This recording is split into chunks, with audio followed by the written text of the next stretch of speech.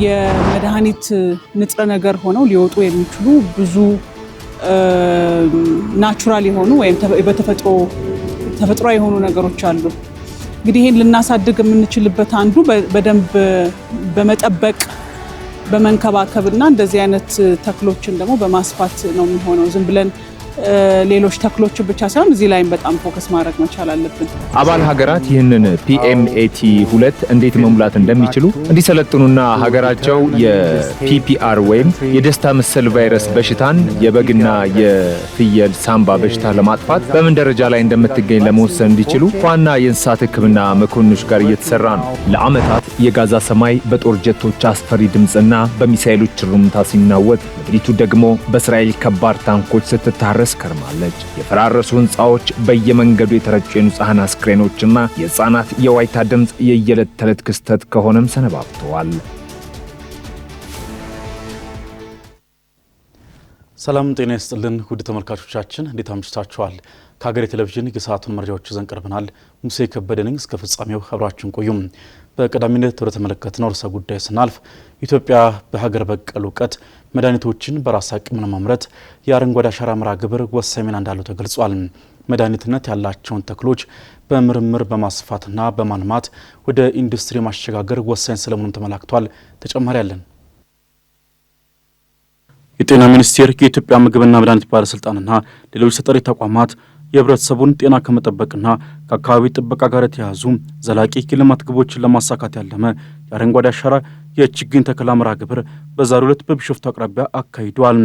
ለአገር በቀል ለፍራፍሬና ለምግብነት ሊውሉ ለሚችሉ ተክሎች ልዩ ትኩረት ሰጥቶ የተካሄደው ይኸው ተከላ መርሃ ግብርም አገሪቱ የምግብ ዋስትናና የዜጎችን ጤና ለማረጋገጥ ለያዘችው ግብ ወሳኝ ሚና ያለው ስለመሆኑ የኢትዮጵያ ምግብና መድኃኒት ባለስልጣን ዋና ዳይሬክተር ሄራን ገርባ ይናገራሉ። እንግዲህ የኢትዮጵያ ምግብና መድኃኒት ባለስልጣን የምግብ ጥራት ደህንነት ፈዋሽነትን የምግብ ጥራትና ደህንነትን የመድኃኒት ጥራት ደህንነት ፈዋሽነትን የሚያረጋግጥ ተቋም ነው። ከሌሎች ባለድርሻ አካላት ጋር በጋራ ሆኖ እንግዲህ ምግብ ሲባል ደህንነቱ የተጠበቀ ምግብ መሆን መቻል አለበት። በተለይ ደግሞ ከምግብ እጥረት ጋር ተያይዞ የሚመጡ የተለያዩ የጤና ጉዳቶች አሉ። ይሄንን ለመዋጋትም በተለይ ፍራፍሬ እና ለምግብነት የሚውሉ ተክሎችን እየተከልን በመምጣታችን የምግብ ዋስትናን የምናረጋግጥበት አንዱ መንገድ ይሄ ይሆናል። ኢትዮጵያ መድኃኒትን በራስ አቅም ከማምረት አኳያ በሀገር በቀል እውቀትና እጽዋት ሀብት የበለጸገች እንደመሆኗ ይህን አቅም ለማሳደግ በአረንጓዴ አሻራ መርሃ ግብር የሚተከሉ እጽዋቶች ትልቅ አበርክቶ አላቸው የሚሉት ዋና ዳይሬክተሯ ሄራን ከመትከል ባሻገር እጽዋቱን በመንከባከብና በመጠበቅ ዜጎችን በዘላቂነት ተጠቃሚ በሚያደርጉም የምርምር ተግባራት ላይ በስፋት መስራት እንደሚገባም ያሳስባሉ። አብዛኛው ጥሬ ዕቃ ከውጭ የሚገባ በመሆኑ መድኃኒትነት ያላቸውን ተክሎች በስፋት ማልማትና ወደ ኢንዱስትሪ ማሸጋገር ወሳኝ እንደሆነ ያነሱት በጣም ብዙ ወደ ምርምር ገብተው መድኃኒት ሊሆኑ የሚችሉ እጽዋቶች አሉ። የመድኃኒት ንጥረ ነገር ሆነው ሊወጡ የሚችሉ ብዙ ናቹራል የሆኑ ወይም ተፈጥሯዊ የሆኑ ነገሮች አሉ። እንግዲህ ይሄን ልናሳድግ የምንችልበት አንዱ በደንብ በመጠበቅ በመንከባከብና እንደዚህ አይነት ተክሎችን ደግሞ በማስፋት ነው የሚሆነው። ዝም ብለን ሌሎች ተክሎች ብቻ ሳይሆን እዚህ ላይም በጣም ፎከስ ማድረግ መቻል አለብን። እንግዲህ ከኛ ተቋም ስራ ጋራ ትልቅ አስተዋጽኦ አለው። መድኃኒት በአሁኑ ሰዓት በተለይ ደግሞ የአንቲማይክሮቢያል መድኃኒቶች ወይም የጸረ ተዋሲያን መድኃኒቶች የሚባሉት የመላመድ ሁኔታ በጣም እየጨመረ መጥቷል። ይሄንን በአግባቡ ልንጠብቅ የምንችለው አንዱ የአገር በቀል የሆኑ እውቀቶችን ወደ ዘመናዊ ወደ ሆነ ነገር ማሸጋገር ስንችልና አዳዲስ መድኃኒቶችን መጥተው እነሱን ግን በአግባቡ ስንጠቀምባቸው ነው። ዋና ዳይሬክተሩ አክለውም አሁን ያለንበት የክረምት ወቅት የችግኝ ተከላና ሌሎችም የበጎ ፈቃድ አገልግሎት ተግባራት በስፋት የሚከወኑበት በመሆኑ በእነዚህ ተግባራት አማካኝነት የመረዳዳት ባህላችንን ማሳደግ ይገባናል ሲሉ ጥሪ አቅርበዋል። በክቡር ጠቅላይ ሚኒስትራችን የተቀመጠው ኢኒሼቲቭ ሁላችንን ማነሳስቶን ከችግኝ ተከላ ባሻገር የበጎ ፈቃድ ስራዎች የሚሰሩበት ወቅት ነው። በእርግጥ አመቱን ሙሉ ይሰራል ይሄ ስራ የበጎ ፈቃድ ስራ። ነገር ግን በተለይ ደግሞ በክረምት ወራት ሁሉም ተቋማት የበጎ ፈቃድ ስራ የችግኝ ተከላ ስራዎችን በጣም በትልቁ የምንሰራበት ወቅት ነው። ይሄን ወቅት ተጠቅመን እንግዲህ የመረዳዳት ባህላችንን በደንብ ማሳደግ፣ የመደጋገፍ ባህላችንን በደንብ ማሳደግ፣ ከራሳችን ተቋም መጀመር፣ ተቋማችን ውስጥ ያሉ የተቸገሩ ሰዎችን ማየት፣ ከዛ ደግሞ ወጣ ብለን አካባቢያችን ላይ ያሉ ሰዎችን ችግር መፍታት በጣም ትልቅ ነገር ነው። አብሮነትን ይፈጥራል። ስራችን ላይም ውጤታማ እንድንሆን ያደርገናል። ስለዚህ አጠቃላይ ለማህበረሰቡም እዚህ ላይ በነቂስ እንዲሳተፍ በተለይ ደግሞ ሰኞ ሐምሌ 27 የሚደረገው አጠቃላይ የአንድ ጀንበር የችግኝ ተከላ ላይ ሁሉም ሰው በነቂስ ወጥቶ ተሳትፎ ይህንን ስኬት ይህንን የችግኝ ተከላ በውጤታማነት እንድንፈጽም ነው ጥሪ የማስተላልፈው። በዛሬው ዕለት በተከናወነው የችግኝ ተከላ መርሃ ግብር ከ5000 በላይ ችግኞች የተተከሉ ሲሆን በበጀት ዓመቱም በጤናው ዘርፍ በአጠቃላይ ከ250,000 በላይ ችግኞችን ለመትከል ታቅዶ ወደ ስራ መገባቱን ተገልጿል። እንስሳትን የሚያጠቃው የደስታ መሰል ቫይረስ በሽታ ባለፉት 18 ወራት ውስጥ የመከላከል ስራ ሲሰራ መቆየቱ ተነግሯል። በሽታው ፍየሎችና በጎችን ጉሮሮ አካባቢ በማጥቃት ለሞት ጭምር የሚዳርግ ስለመሆኑ ተብራርቷል። ባሳለፍነው 1 ዓመት ከ6 ወር በሚሊዮኖች የሚቆጠሩ የእንስሳት አርቢዎችን ኑሮ ለመጠበቅ የሚያስችሉ ተግባራት መከናወናቸውም ተገልጿል። ሚካኤል ኃይሌ በበግና ፍየሎች ላይ የሚከሰተውን የደስታ በሽታ ተብሎ የሚጠራው ቫይረስ በአፍሪካ አህጉር በሚገኙ ሀገራት ላይ ከፍተኛ የኢኮኖሚ ኪሳራ ያደረሰ እንደሚገኝ ተገለጸ። በሽታው እጅግ ተላላፊ ከመሆኑም በላይ እስከ 90 ዓመት የሚደርስ የእንስሳት ሞት የሚያስከትል በመሆኑ በአርብቶ አደሮች ኑሮ ላይ ትልቅ ጫና ፈጥሯል ያሉት በአፍሪካ ህብረት የእንስሳት ሕክምና ክትባት ማዕከል የላቦራቶሪ ባለሙያ ዶክተር ታጊሲሪ አዳም ይህን ወረርሽኝ ለመቆጣጠር ለማጥፋት የሚያስችሉ ተግባራዊ ስራዎች እየተከናወኑ መሆኑን ገልጸዋል። Actually, there are a lot of presentations about the PMAT2, which በእውነቱ ከሆነ ከፒኤምኤቲ ተሻሽሎ ስለተዘጋጀው ፒኤምኤቲ2 የክትትልና ግምገማ መሳሪያ ብዙ ገለጻዎች እየተደረጉ ነው። አባል ሀገራት ይህንን ፒኤምኤቲ2 እንዴት መሙላት እንደሚችሉ እንዲሰለጥኑና ሀገራቸው የፒፒአር ወይም የደስታ መሰል ቫይረስ በሽታን የበግና የፍየል ሳምባ በሽታ ለማጥፋት በምን ደረጃ ላይ እንደምትገኝ ለመወሰን እንዲችሉ ከዋና የእንስሳት ሕክምና መኮንኖች ጋር እየተሰራ ነው። ለምሳሌ የክትባትን ጉዳይ ብንወስድ የኮልድ ቼን ችግርን ለመቀነስ ሙቀት መቋቋም የሚችሉ ክትባቶችን ለመጠቀም እየሰራ ነው። ይህ ካልሆነ ግን በሽታውን መቆጣጠር አንችልም። we cannot control the disease. ይህን ወረርሽኝ በአህጉር አቀፍ ደረጃ ለመግታትና እንደ አውሮፓውያን አቆጣጠር እስከ 2030 ድረስ ሙሉ በሙሉ ለማጥፋት የሚያስችሉ ስልጠናዎች፣ የምክክር መድረኮች በአዲስ አበባ ሲደረግ ቆይቶ በዛሬው ዕለት ተጠናቀዋል። በመድረኩም የአባል ሀገራት የእንስሳት ጤና ባለሙያዎች በሽታው ያለበትን ደረጃ ለመለካትና ለመቆጣጠር የሚያስችላቸውን ፒኤምኤቲ2 የተባለውን መሳሪያ አጠቃቀም ላይ ስልጠና እንደተሰጣቸው ተገልጿል። የፓን አፍሪካ የእንስሳት ክትባት ማዕከል በአፍሪካ የሚመረቱና ከውጭ የሚገቡ ክትባቶች ጥራታቸውን ይጠበቁ እንዲሆኑ ጥብቅ ቁጥጥር እያደረገ መሆኑን የገለጹት ዶክተር ታክሲሪ ለክትባት ስርጭት ትልቅ እንቅፋት የሆነውን የቅዝቃዜ ሰንሰለት ችግር ለመፍታት ሙቀትን መቋቋም የሚችሉ ክትባቶችን ለማምረት ስራ ትኩረት ተሰጥቶታል ብለዋል። The risk of PPR is very high. የፒፒአር አደጋ በጣም ከፍተኛ ነው። ምክንያቱም የእንስሳት ሀብትን ሊቀንስ የሚችል አደገኛ ገዳይ በሽታ ነውና ልንፈታቸው የሚገቡ አንዳንድ ነጥቦች አሉ። ከነዚህ ችግሮች አንዱ በእርግጥ የክትባት ጉዳይ ወሳኝ ነው። ችግሩ በአፍሪካ ብቻ ሳይሆን በመላው ዓለም ካሉ የኢኮኖሚ በሽታዎች አንዱ ነው። ፒፒአር በጣም አሳሳቢ ነው። የሞት መጠኑ በጣም ከፍተኛ ነው። እስከ 90 በመቶ ሊደርስ ይችላል። ስለዚህ ለእንስሳት ሀብት በጣም አደገኛው በሽታ ነው። ወረርሽኙን ከአህጉሪቱ ለማስወገድ የሚደረገው ጥረት ውጤታማ ለማድረግ የክትትል ስራ ወሳኝ መሆኑም የተገለጸ ሲሆን ለዚህም ማዕከሉ የምርምር መሳሪያዎችን ለአባል ሀገራት እያቀረበ ይገኛል። የአፍሪካ ህብረት የእንስሳት ሀብት ቢሮ፣ የዓለም ምግብና ግብርና ድርጅት እንዲሁም የዓለም እንስሳት ጤና ድርጅት በጋራ መቀናጀት በሽታውን ለማጥፋት እየሰሩ ሲሆን በቀጣይ ጊዜያት አህጉሪቱን ከበሽታው ነጻ ለማድረግ እንደሚሰራ በመዝጊያ ስነስርዓት ላይ ተገልጿል። በሌሎች አካባቢዎች በዘመቻ የሚከናወነውን የአፈርና የውሃ ጥበቃ ስራ በጉልሌ እጽዋት ማዕከል ግን ዓመቱን ሙሉ የሚተገበር ይህም በማዕከሉ ያለው የእጽዋት ስብጥርና ብዛት በከፍተኛ ደረጃ እንዲጨምር አድርጎታል። ማዕከሉ በአሁኑ ወቅትም ለሀገራዊ የአረንጓዴ አሻራ መርሃ ግብር እንዲሁም ለኮሪደር ልማትና ለወንዝ ዳርቻ ልማት የሚሆኑ እጽዋትን እያሰራጨ እንደሚገኝ አስታውቋል። ህሊና እንዳልካቸው ተጨማሪ አላት። የጉለሌ እጽዋት ማዕከል በአገር በቀል እጽዋት ልማትና አፈርና ውሃ ጥበቃ ውጤታማ ስራ እያከናወነ መሆኑን የማዕከሉ ሆርቲካልቸር ልማት ዳይሬክተር አቶ መክብብ ማሞ ገለጹ። የጉለሌ እጽዋት ማዕከል ከተቋቋመባቸው ዋነኛ ምክንያቶች መካከል የብዝሃ ሕይወት ምርምር፣ የብዝሃ ሕይወት ትምህርት እንዲሁም የመዝናኛ አገልግሎትን መስጠት ነው።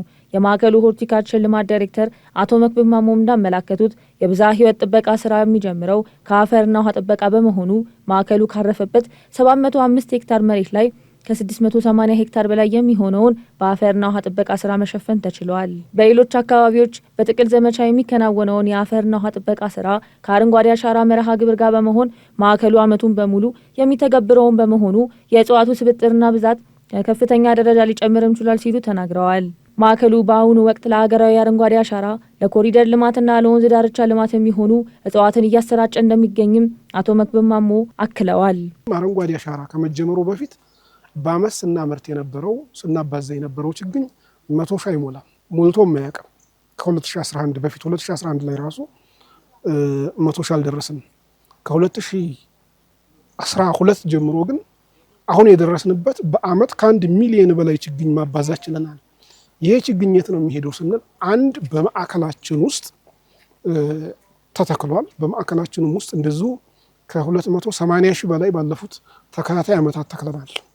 ከዚህ ውጭ ያለው ለከተማ አስተዳደሩ ክፍለ ከተሞችን ይመድባል። ለነሱ የማሰራጨት ስራ ይሰራል። ትምህርት ቤቶች ላይ ይሰራል። ለከተማ ቢሮዎች ይደረሳል። እንደዚሁም ከከተማ ውበት ጋር የከተማ ውበትና አረንጓዴ ልማት ቢሮ ጋራ በቅርበት ስለምንሰራ እሱ በሚይዘው ክፍለ ከተማው በሚይዘው ፕሮግራም መሰረት ከተማ አስተዳደሩ ለክፍለ ከተሞች ችግኝ ተሰራጭቶ ተከላ ላይ ይውላል ማለት። አገር በቀል እጽዋት በጥሩ ሁኔታ እንዲበቅሉ ለማስቻል የባህር ዛፍና ሌሎች ተክሎችን በመንጠር ስራ ትልቅ አስተዋጽኦ ማበርከቱም የተገለጸ ሲሆን በተካሄደው የችግኝ ተከላ መስፋፋትም የማዕከሉ ጣቢያ በ3 ሄክታር ማደጉንም ተጠቅሷል። ላለፉት 3 ተከታታይ ዓመታት የሚባዙና የሚሰራጩ እጽዋት መጠን በመጨመሩ የአፈር ለምነትንም እንዲያገግም ከመደረጉም በላይ የተሸረሸሩ ቦታዎችን በስነ ህይወት መንገድ የመመለስ ስራዎች በተሳካ ሁኔታ እየተከናወኑም ይገኛሉ። ላለፉት ተከታታይ ዓመታት በየዓመቱ አቅማችን እየጨመረ የምናሰራጨውም የምናባዛውም እየጨመረ ነው ያለው። ይሄኛው አገር በቀሉ መጨመሩ ያደረገው አስተዋጽኦ በተለይ የአፈር ለምነት ማሻሻል ችሏል። የአፈር ለምነቱ እንዴት ተሻሻለ? በባህር ዛፍ ሲታጠብ የነበረውን የአፈርና ውሃ ጥበቃ ፊዚካል ስራ የስነ አካላዊ ስራ ተሰራ። በክረምት ደግሞ የአገር በቀል እጽዋትንም ጨምረን እዛ ቦታ ላይ በስነ ህይወት የማጠናከር ስራዎች አሉ። ይሄ የማጠናከር ስራ ሲሰራ በየዓመቱ የአፈር ለምነቱ እየተሻሻለ በተጨማሪም የውጭ ሀገር ተክሎችን በአገር በቀል እጽዋት የመተካት ስራ ትኩረት የተሰጠው ሲሆን የውጭ ተክሎች ለማገዶና ለጣውላ አገልግሎት ቢውሉም ለዘላቂ አካባቢ ጥበቃ ግን ሀገር በቀል እጽዋትን ሊተኩ እንደማይችሉ አቶ መክብብ ማሞ አብራርተዋል። በአጠቃላይ በተከናወኑት የልማትና የእንክብካቤ ስራዎች የማዕከሉ የደን ሽፋን በከፍተኛ ደረጃ መጨመሩንም የማዕከሉ የሆርቲካልቸር ልማት ዳይሬክተር አቶ መክብብ ማሞ አመላክተዋል። የአሜሪካው ፕሬዚዳንት ዶናልድ ትራምፕ ሐማስና በጋዛ የሚገኙ ሌሎች ታጣቂ ቡድኖችን ሙሉ በሙሉ ትጥቅ ለማስፈታት ታሪካዊ ያሉትን ስምምነት ላይ መደረሱን በይፋ አስታውቀዋል። ይኸው ይፋ የተደረገው አዲሱ ፍኖተ ካርታ የአሜሪካ ወታደራዊ ኃይል በልዩ ጄኔራል አዛዥነት በቀጥታ ወደ ጋዛ ገብቶ የትጥቅ ማስፈታቱን ሂደትና አጠቃላይ የጸጥታ ቁጥጥሩን እንዲመራ የሚያደርግ መሆኑ የተሰማው። ዳግም ተገኝ ዝርዝር አለው።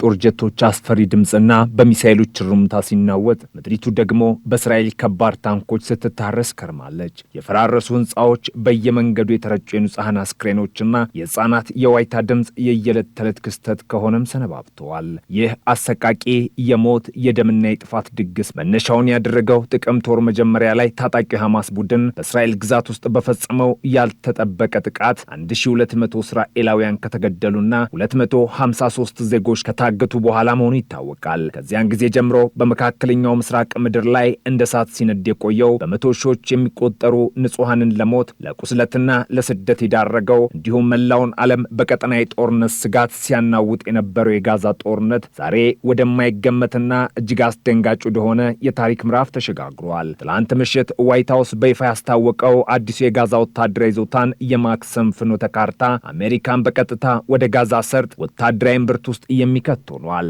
ይህም ለዘመናት ፈጽሞ ሊታሰብ የማይችለውን ሐማስን ሙሉ በሙሉ ትጥቅ የማስፈታት ተግባር በአሜሪካ መሪነት ለመጀመር መንገድ የከፈተ ነው። የታሪካዊ ክስተት ተራ የሰላም ድርድር ወይም የሁለትዮሽ ስምምነት ሳይሆን የጋዛን መልክዓ ምድር ለዘላለም የሚቀይር የአሜሪካን ወታደራዊ ኃይል በቀጥታ ከፍልስጤማውያን ታጣቂዎች ጋር ፊት ለፊት የሚያጋጭና በመካከለኛው ምስራቅ ላይ አዲስ የማይናወጥ የአስተዳደር ስርዓት ለመዘርጋት የታለመ ግዙፍ ወታደራዊና ፖለቲካዊ እርምጃ ነው። ነው።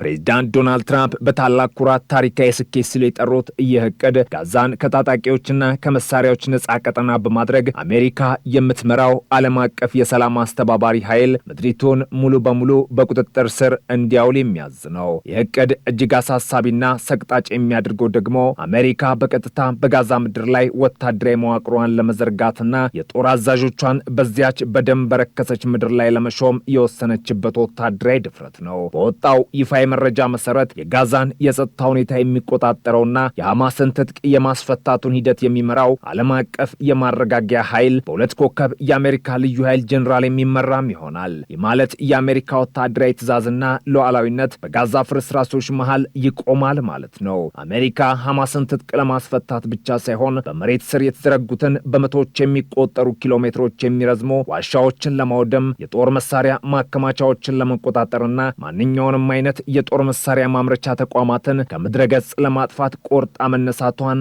እቅዱ ያብራራል። ይህ አንድ አስተዳደር፣ አንድ ህግ፣ አንድ መሳሪያ የሚል መሪ ቃል የተሰጠው እቅድ ሐማስ ከእንግዲህ በጋዛ ላይ ምንም አይነት ወታደራዊም ሆነ ፖለቲካዊ ሚና እንዳይኖረው የሚያደርግ የመጨረሻ ውሳኔ ተደርጎ ሊወሰድ ይችላል። የትራምፕ አስተዳደር ባለፉት 8 ወራት በሚስጥርና በከፍተኛ ጥረት ሲያካሄዱ የቆየው ይህ ውስብስብ ድርድር አሁን ያለበት ደረጃ ላይ ደረሰው በፕሬዝዳንቱ አማች ጃሬድ ኩሽነርና በልዩ መልእክተኛው ስቲቭ ዊትኮፍ ተከታታይ ዲፕሎማሲያዊ ጥረት መሆኑ ይነገራል። ፍኖተ ካርታው ሐማስ የያዘውን ማንኛውም አይነት ከባድና ቀላል መሳሪያ በሙሉ ለብሔራዊ ጋዛ አስተዳደር ኮሚቴ እንዲያስረክብ ያስገድዳል። ይህ ኮሚቴ ደግሞ በተባበሩት መንግስታት ድርጅት የጸጥታው ምክር ቤት ውሳኔ 2803 መሰረት የሚቋቋምና በአሜሪካ ሙሉ የገንዘብና የፖለቲካ ድጋፍ የሚመራ የቴክኖክራት መንግስት ይሆናል። ፕሬዚዳንት ትራምፕ በማህበራዊ ትስስር ገጻቸው ላይ ባሰፈሩት መልእክት የስምምነት ጋዛ በመጨረሻ በአዲስ የፍልስጤም መንግስት እንድትመራ የሚያደርግ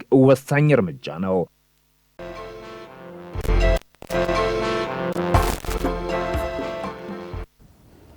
በተከታይነት ወደ አጫጭር መረጃዎቻችን አለፍን።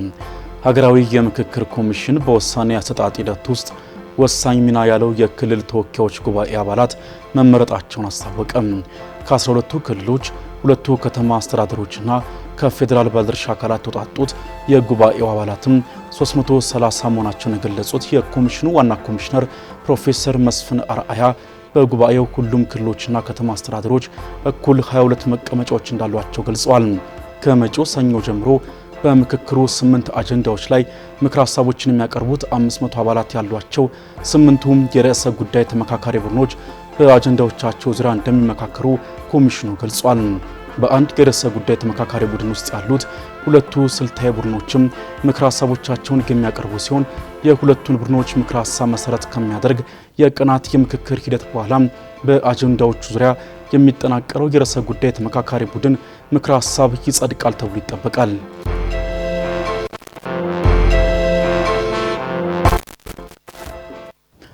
የስራና ክህሎት ሚኒስቴር ከዓለም አቀፉ የስራ ድርጅት ጋር በመተባበር አዲሱን የውጭ ሀገር የስራ ስምሪት አዋጅና መመሪያ በክልል ደረጃ ለማስፈጸም የሚያስችሉ የግንዛቤ ማስጨበጫ መድረኮችን አካሂደም። በቢሾፍቱ በባህር ዳርና በሐዋሳ በተካሄዱት መድረኮች ከፌዴራልና ከክልል ተውጣጡ 201 ባለድርሻ አካላት ተሳተፉ ሲሆን ሕጉን እስከ ወረዳ ደረጃ ለማውረድ የሚያስችሉ የ3 ወራት የድርጊት መርሃ ግብሮች ተዘጋጅተዋል። አዲሱ ሕግም የግል የስራ ስምሪት ኤጀንሲዎችን አሰራር ለማዘመን የሰራተኞችን ጥበቃ ለማጠናከርና ህገወጥ ደላሎችን ለመከላከል የሚያስችሉ ማሻሻያዎችን ይዟል። የስራና ክህሎት ሚኒስትር ዴኤታው አቶ ዳንኤል ተሬሳ አዋጁ ደህንነቱ የጠበቀና መደበኛ የስራ ስምሪት እንዲኖር ትልቅ ሚና እንደሚጫወት ገልጸዋል። ተሳታፊዎቹ ህጉን ወጥ በሆነ መንገድ ተግባራዊ በማድረግ መደበኛ ያልሆነ ስደትን ለመቀነስና ፍትሃዊ የምልመላ ስርዓትን ለማስፈን ቁርጠኝነታቸውን አረጋግጠዋል።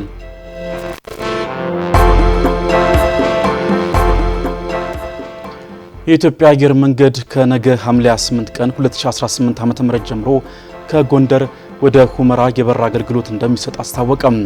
የበረራ አገልግሎቱ ዘወትር ቅዳሜ ከጎንደር ወደ ሁመራ የሚደረግ ሲሆን ዘወትር ሰኞ ደግሞ ከሁመራ ወደ ጎንደር አገልግሎት ይሰጣል። አየር መንገዱ የሀገር ውስጥ በረራ መዳረሻዎችን በማስፋት ህዝብን ለማገልገል እንደሚሰራ የገለጸ ሲሆን ከጎንደር ሁመራ የተጀመረው አገልግሎትም ማህበራዊ ግንኙነትን ከፍ የሚያደርግ ነው ተብሏል። የኢትዮጵያ አየር መንገድ ዋና ስራ አስፈጻሚ አቶ መስፍን ጣሰው ለመገናኛ ብዙሃን በሰጡት መግለጫ እንደገለጹት ከዚህ ዓመት ጀምሮ በሀገር ውስጥ ኤርፖርቶች የማታ በረራ እንጀምራለን ብለዋል።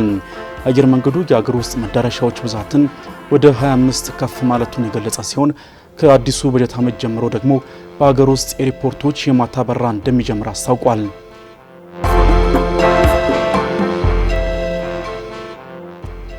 የሞሮኮ የጸጥታ ኃይሎች ወደ ስፔን ሴውታ ግዛት በህገወጥ መንገድ ለመሻገር ሲሞክሩ የነበሩ በሺዎች የሚቆጠሩ ወጣት ስደተኞችን ማስቆሙ ተነገረ።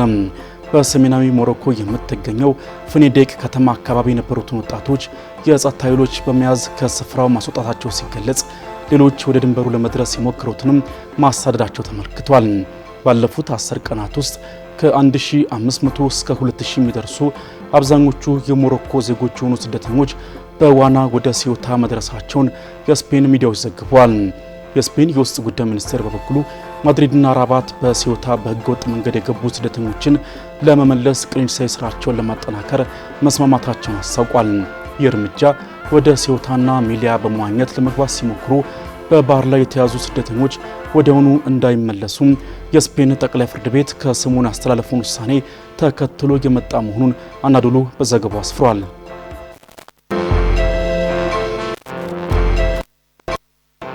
በመጨረሻም በፈረንሳይ ከተቀሰቀሰው አውዳሚ ሰደድ እሳት ጋር በተያያዘ እስካሁን 308 ሰዎች በቁጥጥር ስር መዋላቸውን የሀገሪቱ የውስጥ ጉዳይ ሚኒስትር አስታወቀ። በቁጥጥር ስር ከዋሉት ግለሰቦች መካከል 2/3 ያህሉ እሳቱን ሆን ብለው በመለኮስ የተጠረጠሩ ሲሆን 127ቱ ደግሞ ታዳጊዎች መሆናቸው ተገልጿል። በደቡብ ምዕራብ ፈረንሳይ ጆሮንዴ ግዛት 42000 ሄክታር መሬት ያወደመው እሳቱም በአሁኑ ወቅት መቆሙን ተከትሎ 84000 ተጨማሪ ተፈናቃዮች ወደ መኖሪያ ቀያቸው እንዲመለሱ ተፈቅዶላቸዋል። የሀገር ውስጥ ጉዳይ ሚኒስትሩ ሎረን ኑኔዝ አስከፊው ጊዜ ታልፏል ቢሉም አሁንም 29 የሀገሪቱ ግዛቶች በከፍተኛ የቃጠሎ ስጋት ውስጥ በመሆናቸው ህዝቡ አስፈላጊውን ጥንቃቄ እንዲያደርግ አሳስበዋል። ከተያዙት ውስጥም 33ቱ በቅድመ ምርመራ ሂደት ላይ ወይም ተፈርዶባቸው በማረሚያ ቤት እንደሚገኙ ዘገበው ፍራንስ 24 ነው።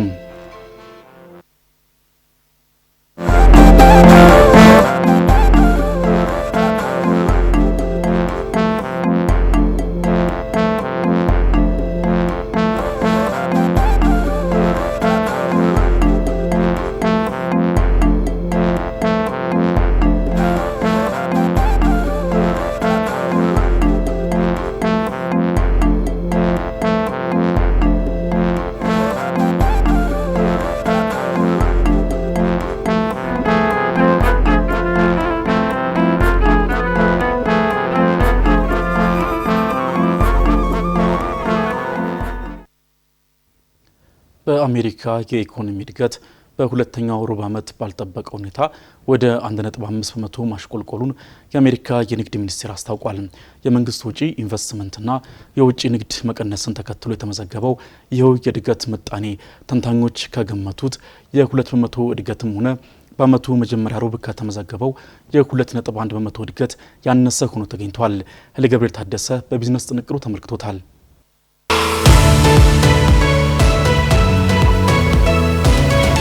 የአሜሪካ የኢኮኖሚ እድገት በሁለተኛው ሩብ ዓመት ያልተጠበቀ መቀዛቀዝ ማሳየቱ ተገልጿል። ይፋዊ መረጃዎች እንዳመላከቱት በሸማቾች ወጪ ላይ ጭማሪ ቢታይም እስከ ሰኔ 7 ባሉት 3 ወራት ውስጥ የአሜሪካ የኢኮኖሚ እድገት ያልተጠበቀ መቀዛቀዝን አሳይቷል። የአሜሪካ የንግድ ሚኒስቴር እንዳስታወቀው የሀገሪቱ ኢኮኖሚ በሁለተኛው ሩብ ዓመት በአመታዊ 1.5 በመቶ ምጣኔ ያደገ ሲሆን ይህም በአመቱ የመጀመሪያዎቹ 3 ወራት ከነበረው 2.1 በመቶ ዝቅ ያለ ነው። ቀደም ብለው ተንታኞች እድገቱ በ2 በመቶ አካባቢ እንደሚቆይ ተንብየው ነበር። ይህ የሆነው ችን ትልቁ ኢኮኖሚ ከኢራን ጋር ከተፈጠረው ጦርነት የሚመነጨውን የገንዘብ ተጽዕኖ መቋቋሙን በቀጠለበትና የአሜሪካ የንግድ ተቋማት የቀረጥ ጫናዎችን እያስተናገዱ ባለበት ወቅት ነው። የሁለተኛው ሩብ ዓመት የኢኮኖሚ ማሽቆልቆል የተከሰተው የመንግስት ወጪ ኢንቨስትመንትና የወጪ ንግድ በመቀነሱ መሆኑም ተመላክቷል። በአሜሪካ ውስጥ ከ2/3 በላይ የሚሆነውን የኢኮኖሚ እንቅስቃሴ የሚሸፍነው የሸማቾች ወጪ በዚህ ዓመት መጀመሪያ ላይ ወደ 0.5 በመቶ ቀንሷል። ባለፈው ሩብ ዓመት የ3.2 በመቶ እድገትን አሳይቶም ነበር። እንደ ዳሳ ጥናቶች ከሆነ እስከ ሰኔ ባለው ዓመት ውስጥ የሸቀጦች ዋጋ በ3.5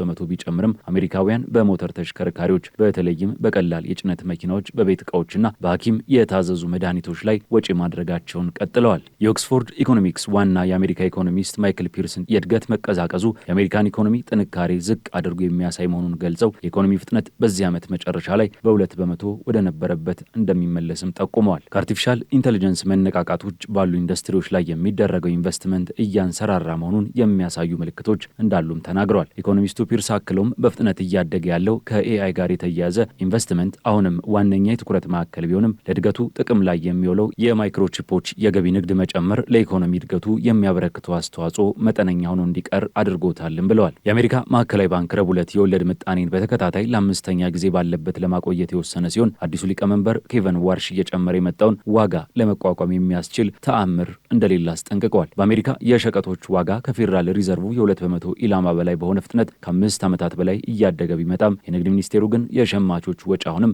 እንዳልተበገረ ገልጿል። ይሁን እንጂ ማዕከላዊ ባንኩ በመካከለኛው ምስራቅ ባለው ግጭት ምክንያት የተፈጠረው እርግጠኛ ያለመሆን ሁኔታ ቢኖርም የአሜሪካ የኢኮኖሚ እንቅስቃሴ በጠንካራ ፍጥነት እያደገ መሆኑን አስታውቋል። ከግጭቱ ጋር ተያይዞ የመጣው ዋነኛው የኢኮኖሚ ስጋት የነዳጅ ዋጋ መጨመር ሲሆን ይህም በቅርብ ጊዜ ከታዩት ውጥረቶች መባባስ ጋር ተያይዞ በድጋሚ ንረትን አሳይቷል። ለዓለም አቀፍ የነዳጅ ዋጋ መለኪያ የሆነው ብሬንት ድፍድፍ ነዳጅ ሐሙስ ዕለት አንድ በርሜል ወደ $90 አካባቢ ደርሶ ነበር። የነዳጅ ዋጋ መጨመር በተለምዶ በማደያ ጣቢያዎች ላይ የዋጋ ጭማሪን የሚያስከትል ሲሆን በአሁኑ ጊዜ አማካኝ የነዳጅ ዋጋ በአንድ ጋሎን $4 በላይ ሆኗል። ነገር ግን የካፒታል ኢኮኖሚክስ የሰሜን አሜሪካ ኢኮኖሚስት የሆኑት ብራድሊ ሳንደርስ በቅርብ ወራት ውስጥ እድገቱ የቀነሰ ቢመስልም አሃዙ ግን ጤናማ የሆነውን ኢኮኖሚ እጅግ አሳንሶ የሚያሳይ ነው ብለዋል። የኑሮ ውድነትን በተመለከተ የተለየ መረጃም ይፋ ተደርጓል። በፌዴራል ሪዘርቭ በቅርበት የሚከታተለው የዋጋ ግሽበት መለኪያ የሆነው የግል ፍጆታ ወጪዎች የዋጋ መረጃ ጠቋሚ በ3.7 በመቶ ጭማሪን አሳይተዋል።